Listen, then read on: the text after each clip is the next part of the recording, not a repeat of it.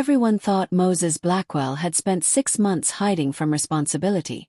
But the truth was far more dangerous. The billionaire's heir had traded his penthouse suite for a janitor's closet, his tailored suits for a mop and bucket. He wasn't running away from his destiny. He was infiltrating his own empire. What he uncovered inside Blackwell Tower wasn't just arrogance and entitlement. It was corruption, exploitation, and rot at the very heart of the company he was meant to lead. And when the world finally discovered who the janitor really was, no one would walk away unscathed. Moses Blackwell adjusted his cap one last time as he walked through the gleaming glass doors of Blackwell Industries for what would be his final day as a janitor. For 6 months, he had mopped these floors, emptied these trash cans, and listened to conversations that revealed the true character of the people who worked in his father's empire. Tomorrow everything would change. The morning sun cast long shadows across the marble lobby of the 50-story tower that bore his family's name. Moses had grown up seeing this building from the outside, knowing that one day it would be his responsibility. What he hadn't known was how different it would look from the inside when you were pushing a mop bucket instead of stepping out of a private elevator. It had started 8 months ago as a simple conversation over dinner in the penthouse suite that Richard Blackwell called home. The dining room overlooked the city skyline, a testament to the empire he had built from nothing over 30 years. "Son, you've got your MBA from Harvard now, summa cum laude no less. Time to take your place as CEO," his father had said, cutting into his Wagyu steak with the same precision he used to run his multi-billion-dollar conglomerate. "The board is expecting the announcement next month." Moses had set down his fork, the weight of expectation heavy on his shoulders.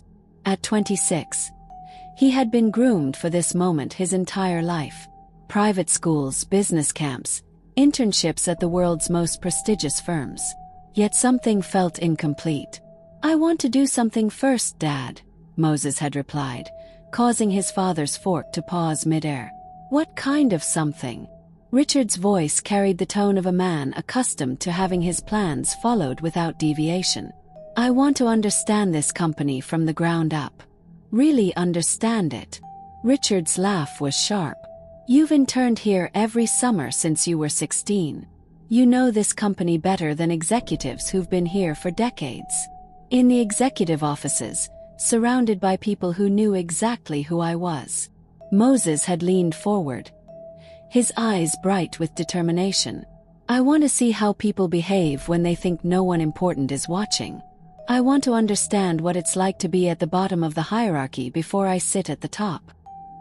His father had stared at him for a long moment, the city lights twinkling beyond the floor-to-ceiling windows. "You want to what, exactly?" "Work in the mailroom. I want to be invisible. I want to see the real culture of our company, not the sanitized version that gets presented to the executive suite."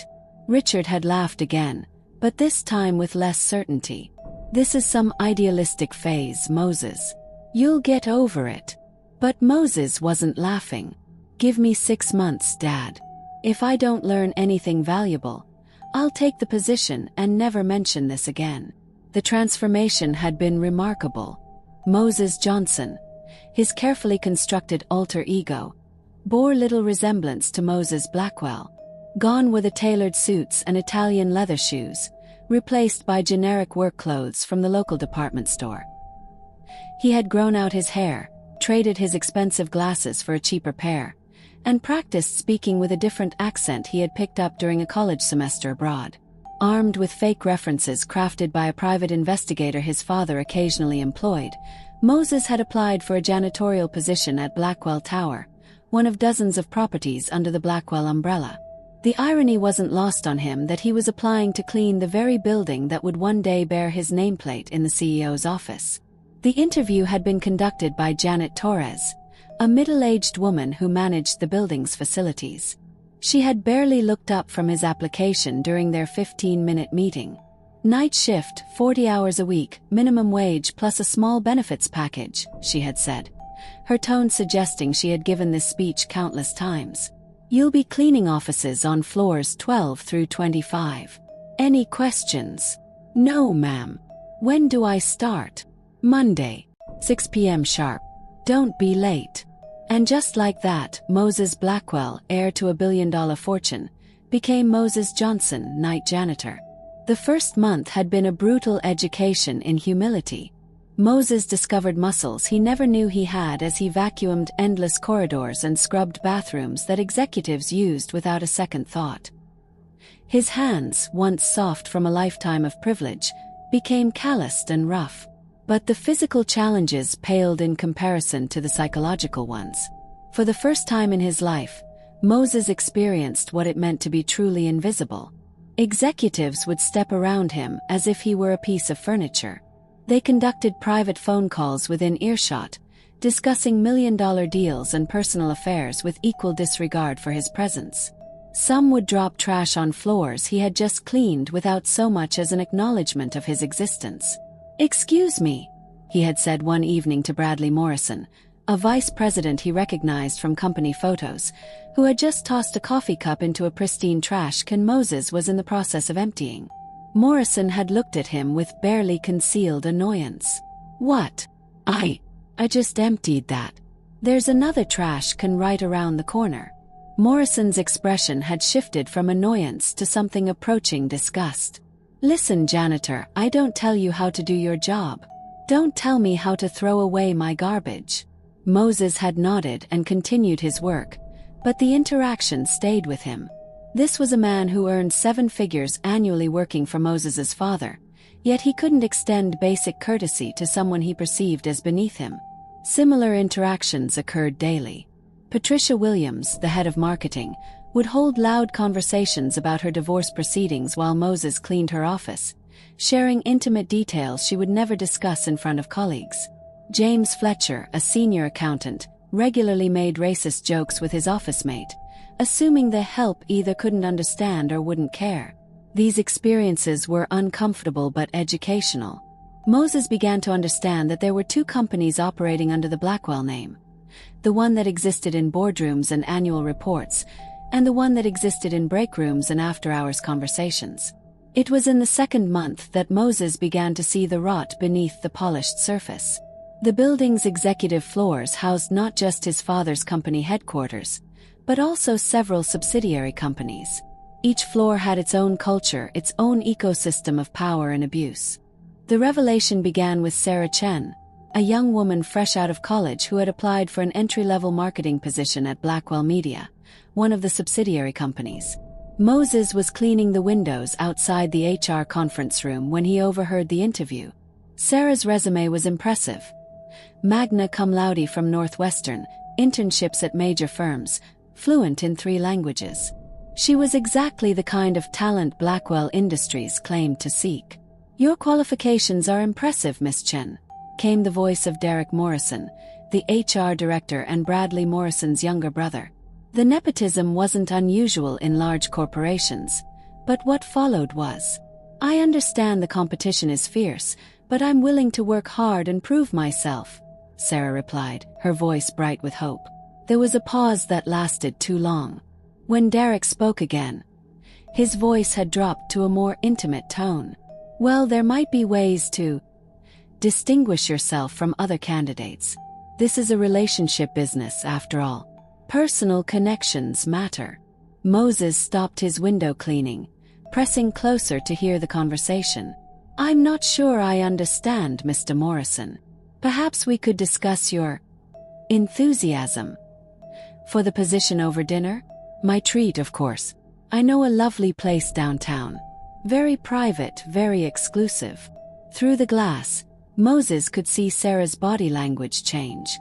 She shifted uncomfortably in her chair, her hands clasping together. I don't think that would be appropriate, Mr. Morrison.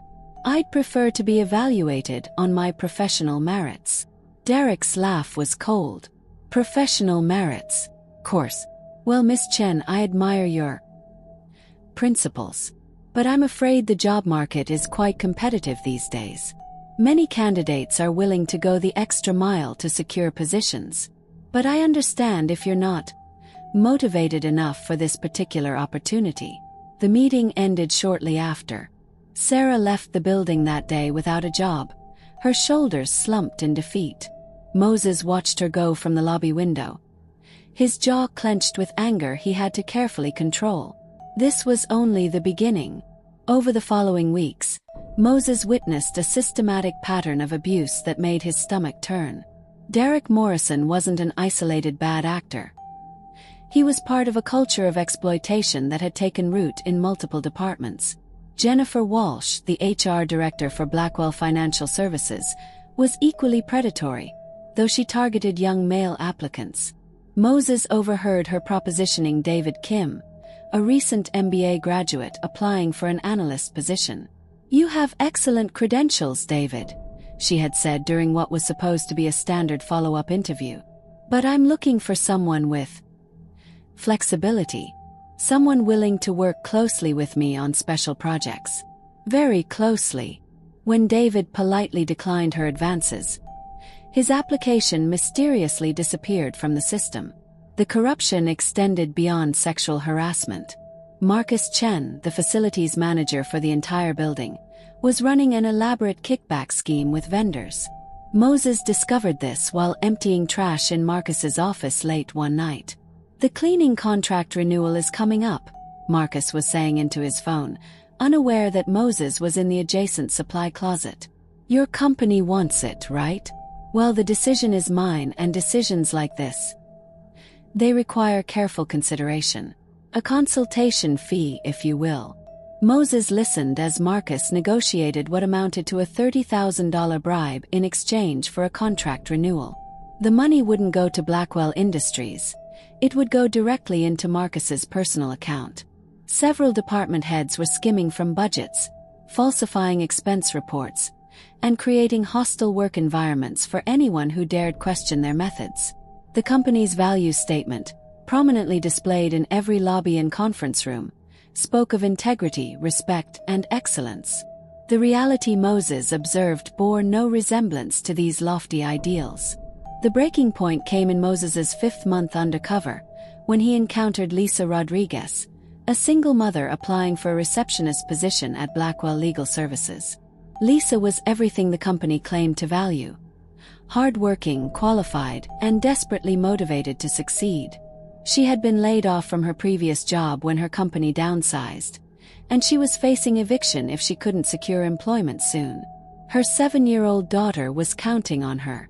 Moses first saw Lisa in the lobby, nervously reviewing her materials before her 3rd interview. She had already passed the initial screening and a skills assessment with flying colors. This final interview with Derek Morrison was supposed to be a formality. "Ms. Rodriguez," Derek said, his tone now sickeningly familiar to Moses, who was emptying trash cans in the adjacent hallway. "I've reviewed your application extensively. You're exactly what we're looking for. Professional, articulate, presentable." Lisa's face lit up with hope. "Thank you, Mr. Morrison. I'm very excited about this opportunity. However," Derek continued, and Moses could hear the calculated pause, "the final decision rests with me personally. I find that the best working relationships are built on mutual understanding, trust, intimacy even." The hope began to fade from Lisa's voice. "I'm sorry, I'm not sure what you mean. I think you do understand, Lisa. May I call you Lisa?" Derek didn't wait for an answer. "This is a competitive market. Many people want this job. But I'm willing to give you special consideration, personal attention. Perhaps you'd like to join me for a weekend retreat. Team building, you understand. Just the two of us." Moses watched through the glass partition as Lisa's face crumbled. She was trapped between compromise and destitution, between her dignity and her daughter's future. I need to think about it," she whispered. "Don't think too long, Lisa. The position won't wait forever. And there are other candidates who are more flexible in their approach to building professional relationships." That night, Moses sat in his modest apartment. He had rented it to maintain his cover and stared at his phone. He could call his father right now, end this charade, and step into his rightful position. But he knew that if he did, nothing would really change. Derek Morrison and Jennifer Walsh and Marcus Chen would still be there, still exploiting their positions, still destroying lives. He needed proof, documentation, plan. Moses's final month undercover was spent methodically documenting every instance of corruption, harassment, and abuse he witnessed. He couldn't record conversations, that would be illegal, but he could photograph documents left carelessly on desks, note times and dates of incidents, and gather the contact information of victims. He reached out to Sarah Chen, Lisa Rodriguez, and David Kim through carefully crafted emails from an anonymous account, explaining that he was investigating misconduct at Blackwell Industries and asking if they would be willing to provide statements about their experiences. All three responded positively, though with understandable caution. They agreed to meet with investigators once Moses revealed his identity and initiated formal proceedings. He also discovered that the corruption extended even deeper than he had initially realized. Several executives were using company resources for personal expenses, inflating their travel and entertainment budgets, and in some cases embezzling funds outright. The evidence was damning, comprehensive, and absolutely clear. On a cold February evening, exactly 6 months after he had started work as Moses Johnson, Moses called his father. "I'm ready," he said simply. "Ready for what, son?" Richard's voice was tired. It had been a long day of board meetings and strategic planning sessions. "To be CEO." There was a pause. "Moses, it's been 6 months since we talked about your experiment. I assumed you had come to your senses." "I have come to my senses, Dad. That's exactly why I'm ready." "What did you learn working in the mailroom?" Moses smiled grimly. "I wasn't in the mailroom, Dad. I was a janitor. And I learned that we have a company full of people who judge books by their covers, who abuse their power, and who have forgotten that every person deserves dignity and respect." Another pause, longer this time. "You were serious about this. Deadly serious. And tomorrow, I'm going to prove just how serious." The transition happened with the efficiency that only unlimited resources could provide. Richard Blackwell announced his retirement effective immediately, citing health concerns and a desire to spend more time with his family. The board of directors, already familiar with Moses's qualifications and expecting his eventual ascension, unanimously approved his appointment as chief executive officer. The news sent shockwaves through the corporate world, but nowhere more than through the halls of Blackwell Tower itself. Employees buzzed with excitement and anxiety about their young new leader. Most had never seen him. He had deliberately avoided company functions during his undercover months. Moses spent his first weekend as CEO preparing for what would be the most important presentation of his life. He reviewed his evidence, coordinated with legal counsel, and prepared termination documents for 17 employees across 6 departments. Moses's first day as CEO. He called an all-hands meeting for every employee in Blackwell Tower. It was unprecedented. The building's auditorium had never hosted such a gathering. Employees packed into the main hall, buzzing with curiosity about their mysterious new leader. Moses took the stage wearing an impeccably tailored charcoal suit, his hair newly cut, his bearing confident and authoritative. To most in the audience, he was a stranger. But those who had worked closely with the janitorial staff might have noticed something familiar about his face, though they couldn't quite place it. "Good morning," Moses began, his voice carrying easily through the auditorium without amplification. "I want to start by telling you a story about a janitor named Moses Johnson." A murmur ran through the crowd. In the third row, Derek Morrison shifted uncomfortably in his seat, though he didn't yet understand why. "This janitor worked in this building for 6 months. He cleaned your offices, emptied your trash, maintained your workspace, and made sure you had a professional environment in which to conduct business." Moses paused, scanning the crowd. But he also observed. He listened. He learned. The murmur grew louder. Jennifer Walsh, seated near the back, felt a strange chill run down her spine. Moses Johnson witnessed things that would shock most of you. Sexual harassment disguised as career opportunities. Corruption and theft. Abuse of power and position. He watched as qualified candidates were turned away because they wouldn't compromise their integrity, while less qualified individuals were hired based on their willingness to accommodate certain requests. Derek Morrison's face had gone pale. He began looking around for exits, but something in Moses's calm demeanor suggested this wasn't an accusation he could simply walk away from. This janitor saw department heads stealing from company budgets. He witnessed executives using their positions to coerce sexual favors from job applicants. He observed a culture where an employee's worth was measured not by their contributions or character, but by their willingness to submit to degradation. The auditorium had fallen completely silent. Even the ventilation system seemed to have quieted. "The thing is," Moses continued, allowing himself a slight smile, "Moses Johnson wasn't just any janitor. Moses Johnson was me." The auditorium erupted.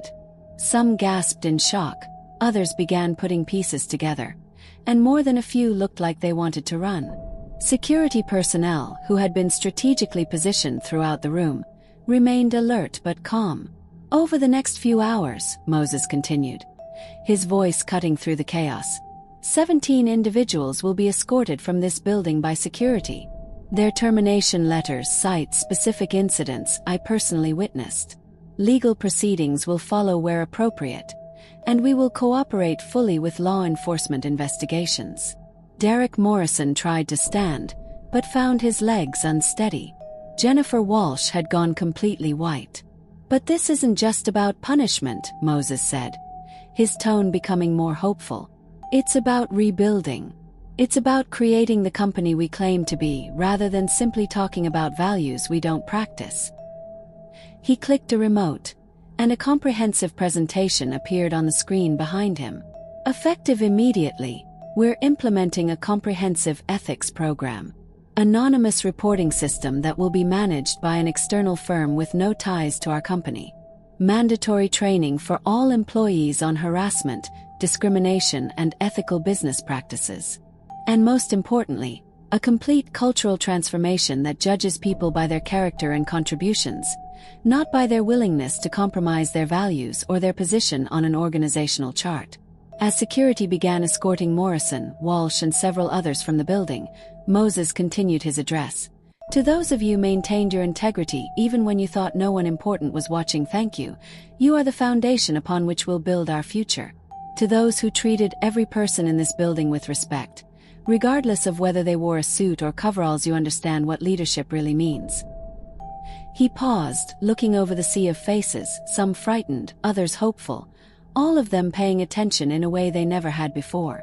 "And to those who thought they could judge a book by its cover, who believed that a janitor's observations didn't matter, who assumed that power gave them license to abuse others, I hope today serves as a permanent reminder that assumptions can be costly, and that true power comes from lifting others up, not tearing them down."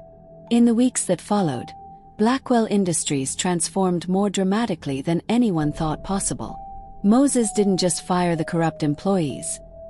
He completely restructured the company's approach to human resources, ethics, and corporate culture. Sarah Chen was not only offered the marketing position she had originally applied for, but was also given a formal apology, compensation for the emotional distress she had suffered, and a signing bonus that reflected the company's commitment to making things right.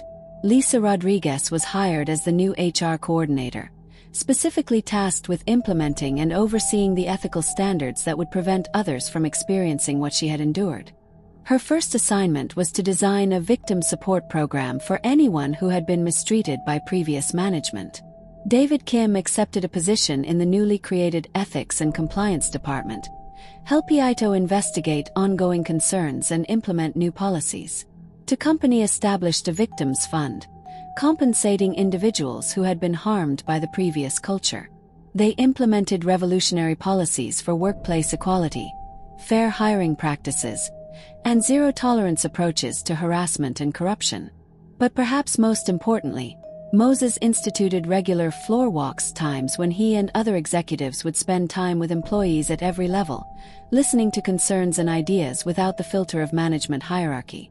The story made national headlines. Billionaire heir undercover as janitor, exposes company corruption. Business schools began teaching case studies about the Blackwell transformation. Other companies started implementing similar undercover programs to understand their own cultures. But for Moses, the real victory wasn't in the media attention or even in the successful prosecution of the corrupt employees. The real victory came a year later, when he was walking through the halls of Blackwell Tower and overheard a conversation between two employees in the break room. "Did you see how Mr. Blackwell stopped to talk to the new maintenance supervisor yesterday? Actually asked about her family, remembered her daughter's name from their conversation last month. That's just how things are here now. Doesn't matter if you're in the mailroom or the boardroom, everyone gets treated like they matter. Like they're actually human. My friend works at Morrison & Associates, you know, the firm Derek Morrison started after he got fired. She says the culture there is toxic. Guess some people never learn their loss. This place has become something special."